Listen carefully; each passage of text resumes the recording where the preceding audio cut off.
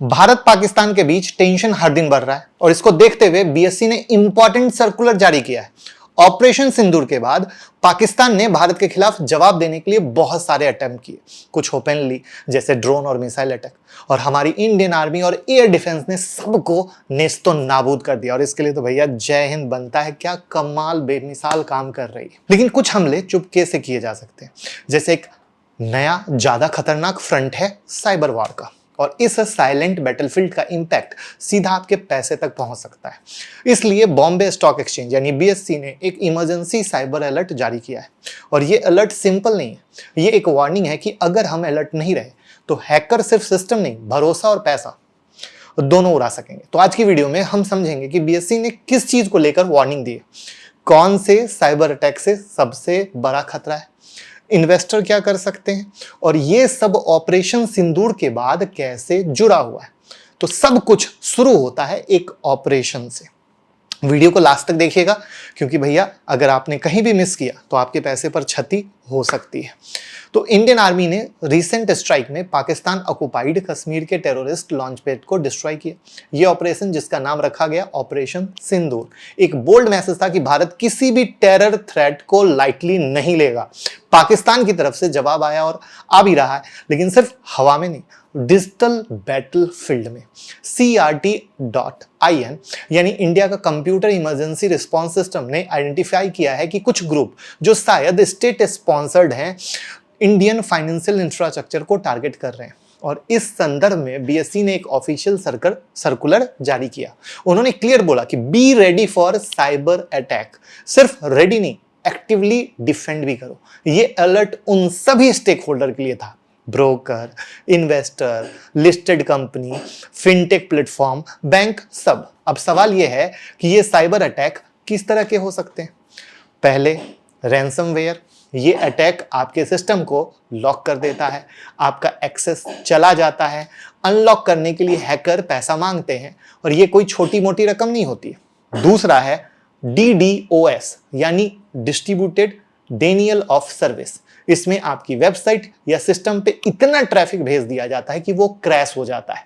Imagine करिए अगर एक ब्रोकर ऐप या NSE BSE की साइट अचानक क्रैश कर जाए मार्केट आवर के दौरान, कितना बड़ा लॉस होगा।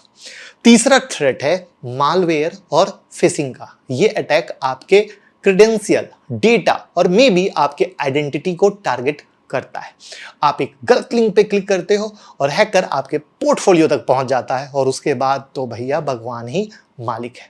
और सबसे silent attack, supply chain infiltration यानी अटैक डायरेक्टली आपके सिस्टम पे नहीं, किसी थर्ड पार्टी सॉफ्टवेयर के थ्रू होता है, जिसे आप डेली यूज करते हो। जी हां, डेली। तो इसके अगेंस्ट बीएससी ने क्या स्टेप लिए हैं वो समझना जरूरी है। उन्होंने इंटरनेशनल एक्सेस को रिस्ट्रिक्ट किया है, मतलब कुछ फॉरेन आईपी एड्रेस को बीएससी और एनएससी की वेबसाइट एक्सेस नहीं कर सकती है। ये प्रिकॉशन है फॉरेन बेस्ड अटैकर के अगेंस्ट में। बैंक और इंश्योरेंस कंपनी ने अपने सिस्टम पर फायरवॉल और real time monitoring system active किए हैं। कुछ इंस्टीट्यूशन ने तो जियो फेंसिंग तक यूज किया है, जिससे इंडिया के बाहर से किसी भी अनऑथराइज लॉगिन अटेम्प्ट को ब्लॉक किया जा सके। पर यह सब इनफ नहीं होगा अगर आम इन्वेस्टर अलर्ट नहीं होगा। तो आप एज एन इन्वेस्टर क्या करें? सबसे पहला स्टेप, अपने डिवाइस और ऐप को रेगुलरली अपडेट करना। सॉफ्टवेयर अपडेट में सिक्योरिटी पैचेस होते हैं जो आपके सिस्टम को नए थ्रेड से बचाते हैं। दूसरा, स्ट्रॉन्ग और यूनिक पासवर्ड का यूज करें। हर प्लेटफॉर्म के लिए अलग पासवर्ड रखें।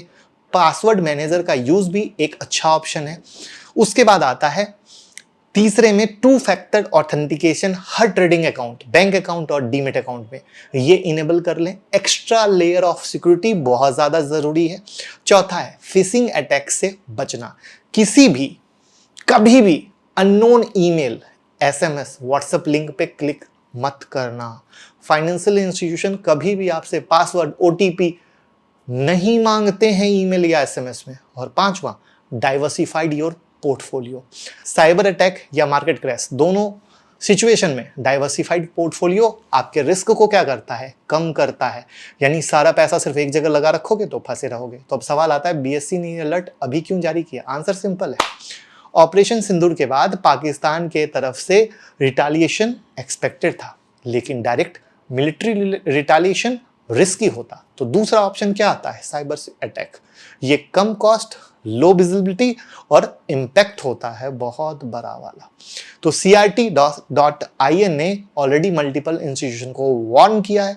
रिपोर्ट के मुताबिक हैकर्स इंडिया के बैंकिंग और इंश्योरेंस सेक्टर को स्पेशली टारगेट करने की प्लानिंग करते हैं। ये सिर्फ एक इकोनॉमिक थ्रेट नहीं है, ये एक नेशनल सिक्योरिटी इशू है।